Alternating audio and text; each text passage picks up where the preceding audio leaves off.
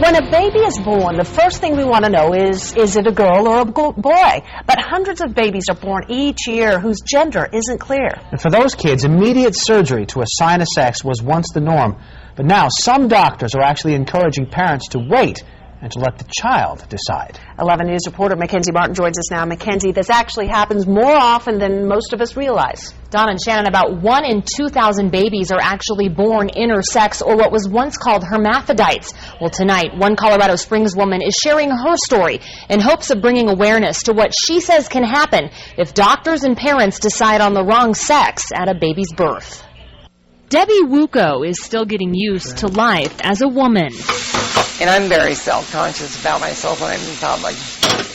Up until 2 years ago, Debbie lived life as a man, as Andrew Wuko. Every day of my life was like a nightmare because I knew what I was and I knew what I felt. But I knew I couldn't go back. Debbie says she was born with the anatomy of both sexes. An intersex baby, she says her parents chose for her to be a boy. But Debbie says from an early age, she knew something was wrong. I knew as a girl at 4 years old.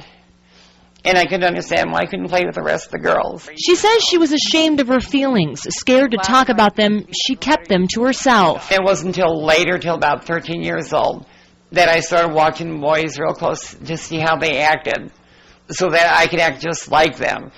And I did a pretty good job, too. Nobody could tell that I was intersex. Debbie, as Andrew, eventually got married. Every intersex person thinks that if they become married, that it'll normalize their life, that they'll become a normal person, like in one gender. But the feelings never went away.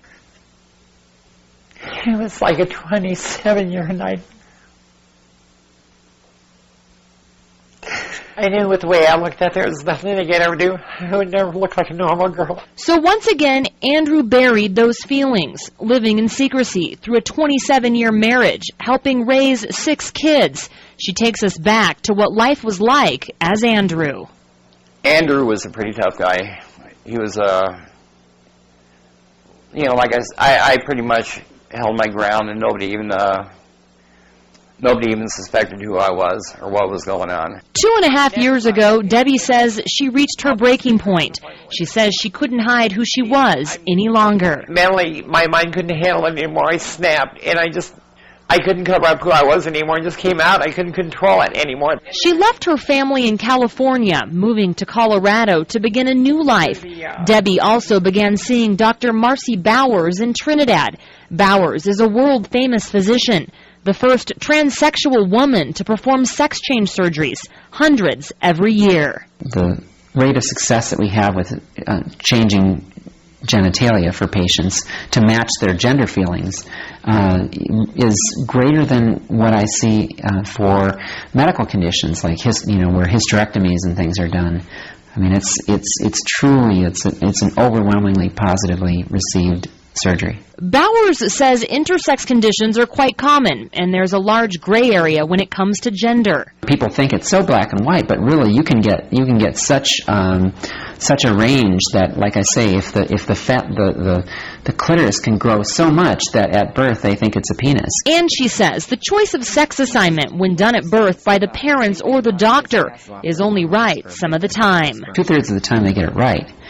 But as much as 1/3 of the time, they actually assign the child incorrectly, and there's a lot of unhappiness and displeasure. Bowers says it's best to wait and let the child decide. It's a trend that's happening more and more often. It's the reason Debbie is sharing her story. Wait for the babies to be able to say who they are, because they're destroying lives is what they're doing. Debbie isn't sure if she'll be able to have sex change surgery due to the costs.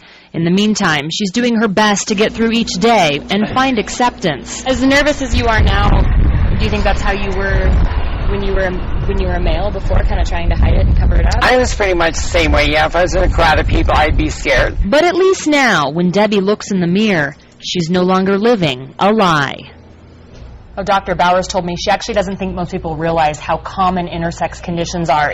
She says if you've met someone with cleft palate, you've probably met someone who's had an intersex condition. That's just how common it is. And this can help shed some light on it, because I'm sure the diagnosis at birth catches many parents off guard. Oh, for sure. Yeah. So the two conditions aren't related, but they're about as common as one another, is what Correct. you're saying. Okay, got it. Thank you very much, Mackenzie.